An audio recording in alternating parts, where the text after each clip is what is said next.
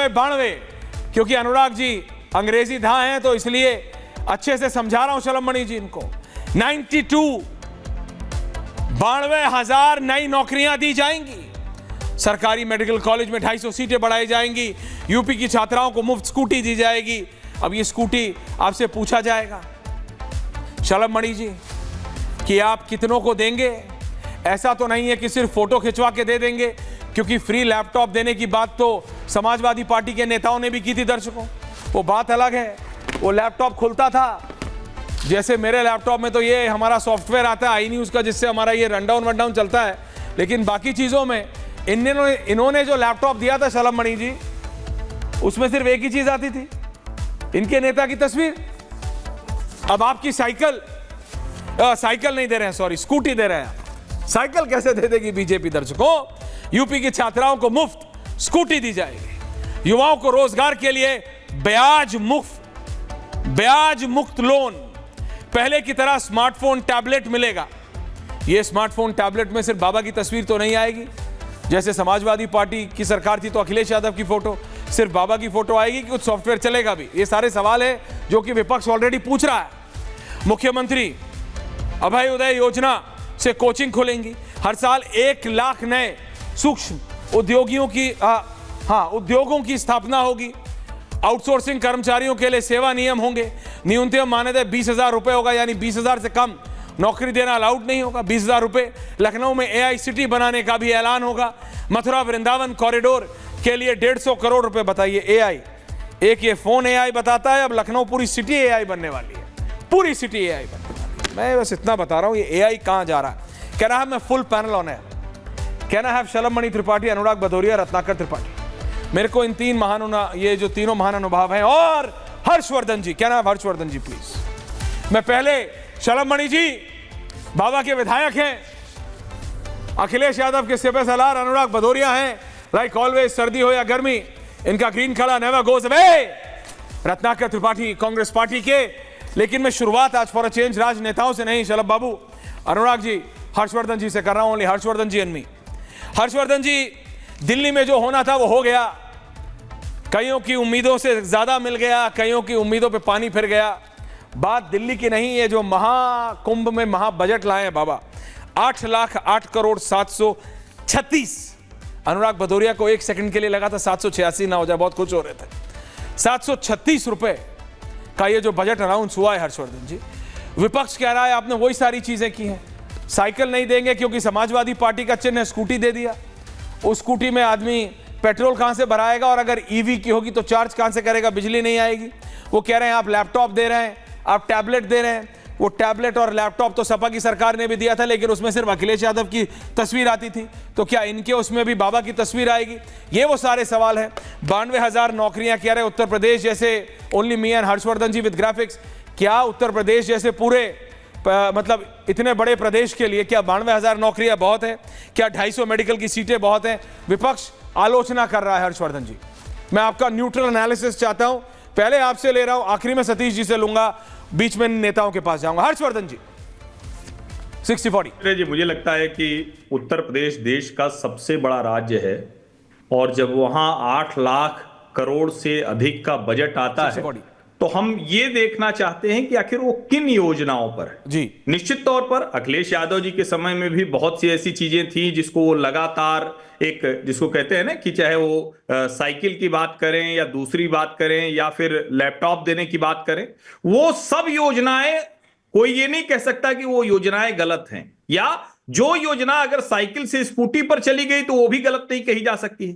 असली सवाल दूसरा है, क्या फॉरवर्ड लुकिंग बजट है या नहीं है? तो मैं इस बजट में जो देख रहा हूं, इसमें आर्टिफिशियल इंटेलिजेंस की चर्चा हो रही है, इसमें टेक्नोलॉजी रिसर्च सेंटर की चर्चा हो रही है, इसमें छात्रों के लिए सीटें बढ़ाने की चर्चा हो रही है, इसमें प्रदेश के पिछड़े जो इलाके हैं पूर्वांचल और बुंदेलखंड, उसके लिए अलग से बजट प्रोविजन की चर्चा हो रही है। योगी आदित्यनाथ कह रहे हैं कि जो नरेंद्र मोदी का विजन है, जो जिसको हम बार बार कहते हैं ना कि किसान, युवा, नारी, उनकी जो बात करने वाला बजट है, वो बजट उत्तर प्रदेश का बजट हमें दिखता है। और हम जब इन चीजों पर देखते हैं तो फिर थोड़ा सा ट्रैक रिकॉर्ड देखना होता है।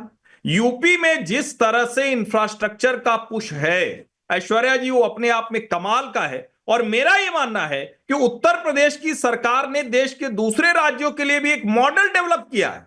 आप कैसे, जिस राज्य में सिर्फ 4 हवाई अड्डे थे, आज वहां 16 हवाई अड्डे हो गए। और आप प्रयागराज का हवाई अड्डा जो 2019 में बेहतर हुआ, उस हवाई अड्डे का आप सोचिए कि 136 उड़ानें एक दिन में आ जाती, वहां पर सबसे ज्यादा चार्टर एक दिन में उतरते हैं। मुझे लगता है कि ये डेवलपमेंट का जो प्लान है उसको आपको आगे बढ़ाना है। 56-57 करोड़ रुपए, 56-57 करोड़ लोग स्नान कर चुके हैं, ये आपके पोटेंशियल को भी दिखाता है। तो जो रिलीजियस और कल्चरल टूरिज्म है उस पर जो योगी आदित्यनाथ की सरकार का फोकस है वो बड़ा महत्वपूर्ण है। ओवरऑल मुझे लगता है कि यूपी के लिए एक बेहतर बजट है, अच्छा बजट है, लेकिन इंप्लीमेंटेशन पर हमारी नजर रहेगी।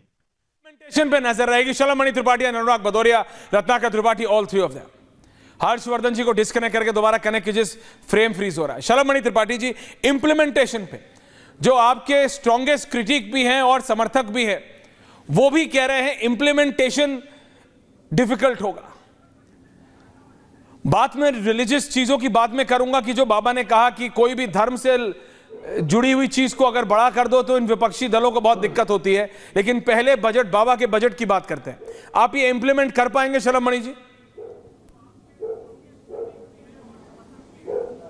ऐश्वर्या भाई, इम्प्लीमेंटेशन की जहाँ तक बात है तो मैं तो इतना कहूँगा कि आपने उत्तर प्रदेश को बहुत करीब से देखा है और जितने लोग यहाँ बैठे हैं सब उत्तर प्रदेश को खूब समझते हैं। पुलिस की वही गाड़ियाँ थीं, वही प्रशासन था, वही थाने थे, वही राइफलें थी, वही लाठी थी।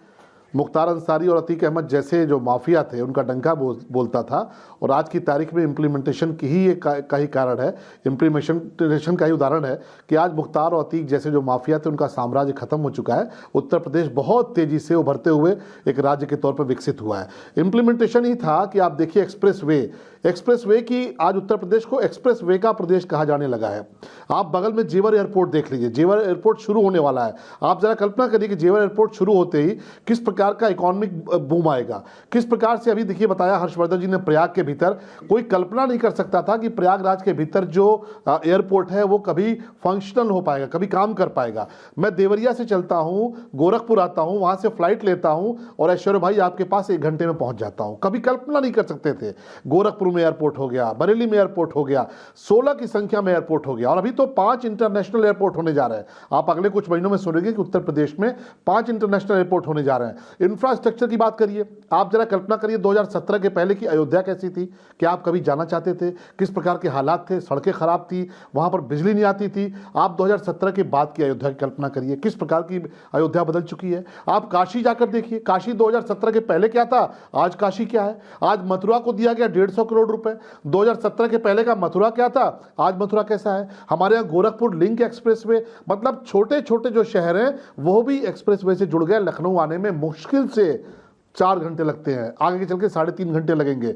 बलिया जो कि बिहार से जुड़ता था, जहां से हमारे दयाशंकर जी मंत्री हैं, ट्रांसपोर्ट मिनिस्टर हैं, वो चलते थे 9-9 घंटे लगते थे। आज की तारीख में 4 घंटे में लखनऊ पहुंच जाते हैं। इंप्लीमेंटेशन है, मुख्यमंत्री 20-20 घंटे काम करते हैं। ये 20-20 घंटे काम करने